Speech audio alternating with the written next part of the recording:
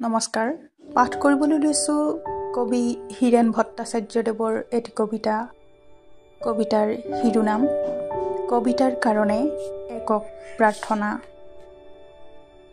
কঠোৰতাত ঠেকা খাই উভতি আহে কবিৰ মাত, প্ৰতিদ্বন্দ্বীহীন প্ৰতিধ্বনি।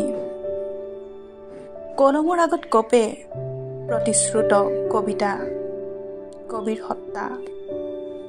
স্নায়ু ভাৰত বিপন্ন অন্নহীন কবিৰ নাতি উচ্চ কণ্ঠত শোকৰ শ্লোক, শিল্পৰ স্বাধীনতা।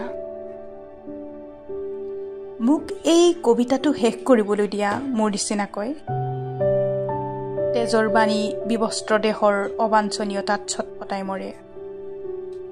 হাতত ভৱিষ্যতৰ অদ্ভুত পতাকা, মোক অভয় দিয়া পৰিচিত শব্দবোৰৰ নিৰ্লিপ্ততাত ভাঙি ছিঙি সাঁতুৰিৰে চুৰমাৰ কৰাৰ, অথবা ৰক্ত স্বল্পতাত মুমূৰ্ষ নিষ্ফল বাস্তৱ টুকুৰা টুকুৰি কৰা দুৰ্ধৰ্ষ তৰোৱালৰ বিচক্ষণ তেজস্বিতা। ধন্যবাদ।